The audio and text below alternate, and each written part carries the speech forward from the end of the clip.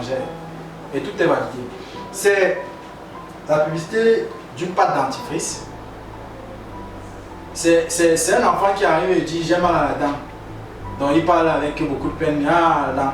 Et son camarade, je ne sais pas si son camarade ou son frère qui demande, mais tu dis quoi, j'ai mal à la dent. Il dit que si tu as mal à la dent, c'est parce que tu ne t'es pas brossé avec la pâte dentifrice telle. Attention, ça c'est une histoire qui est complètement dingue.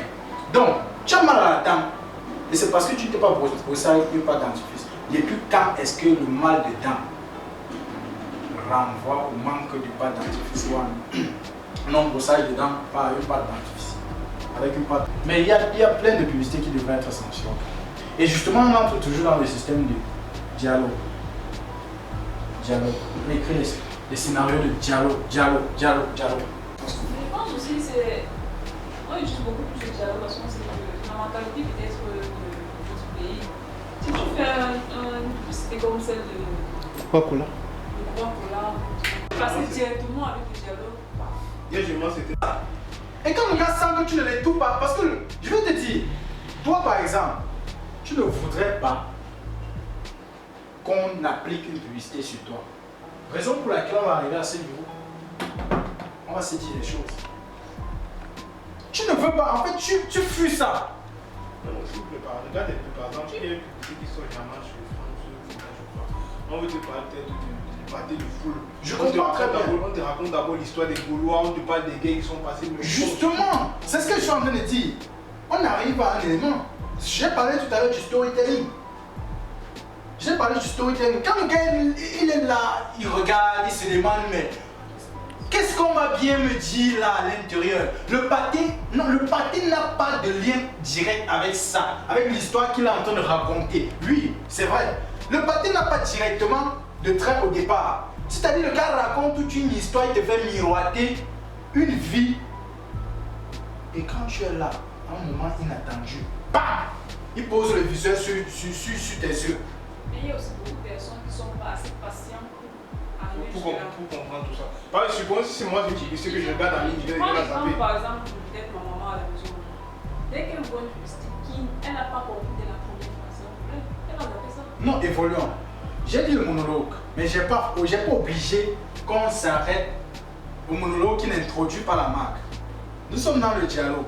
En fait, tous les autres systèmes peuvent introduire les marques au départ. On se comprend un peu. Mais c'est que nous sommes figés sur le dialogue. Marco, comment tu vas? Généralement, même, on atteint l'élément là à la fin, même dans le dialogue. Et que le dialogue est erroné. Marco, comment tu vas? Tu as acheté quoi aujourd'hui? Mais tu laves ça mousse comme ça. Mais c'est le savon là qui mousse comme ça. C'est quel savon ça? Donc tout le temps là, tout ce qu'il raconte, c'est le savon là qui mousse comme ça. C'est quel savon? Tout ça, tu pouvais zapper. Mais tu n'as pas zappé. La publicité doit intégrer nos cultures. Ça, c'est pas faux. C'est la méthode, les différents.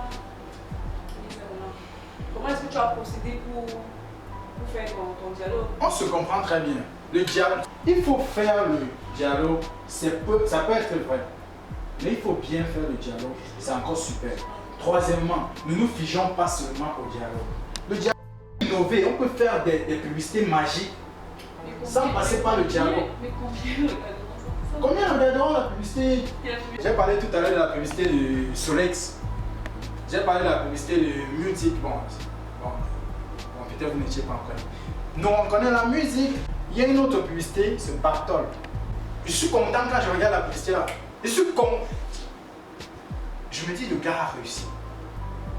Mais toi-même, elle a dit, c'est vrai, il y a le dialogue à l'intérieur. Donc, c'est un peu mix. Mais le système, il est très... Vous voyez que l'innovation dans ce sens a été super cool. Ouais. Il y a une autre publicité, j'oublie juste. Quand on met ça, je commence à chanter. Ça m'intéresse, je chante. Voilà, c'est super. Mais il est important qu'on parle. Parce que, en fait, je dis ça pourquoi? Parce que le dialogue est bon. C'est une mise en scène, c'est un scénario en fait. Mais seulement, le dialogue que nous arrivons à un niveau où le dialogue devient de plus en plus comique.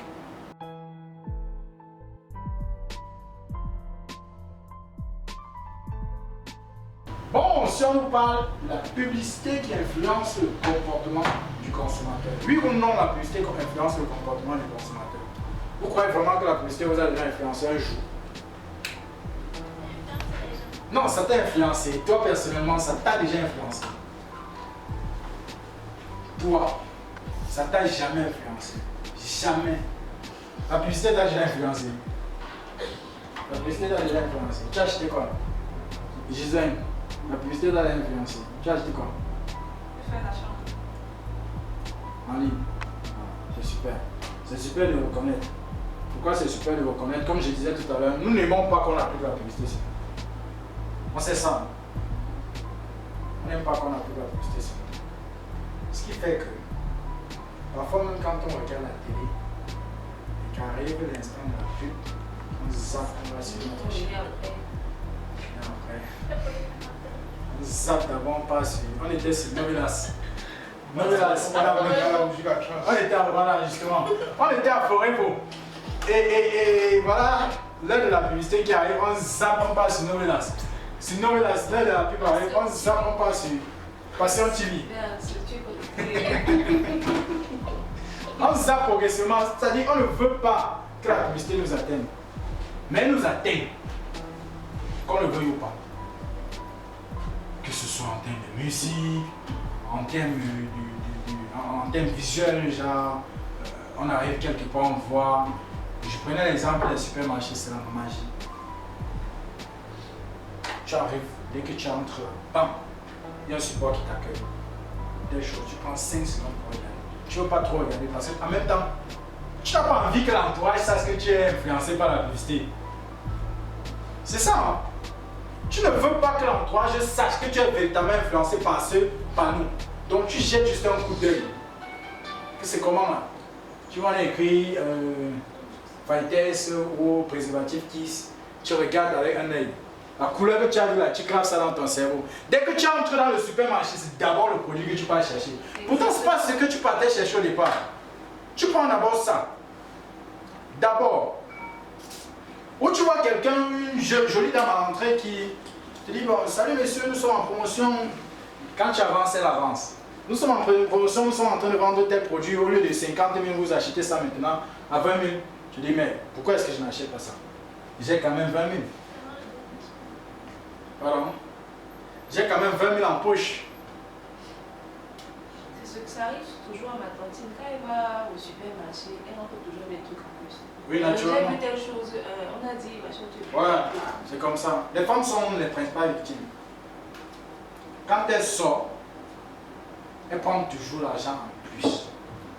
Et elles reviennent toujours avec une carence. Parfois même, elle est obligée de tuer sa carte avant. Prendre un peu d'argent. Donc ce qu'elle est partie avec en espèce, c'est fini. Elle choque la carte, elle retient un peu d'argent pour le gars.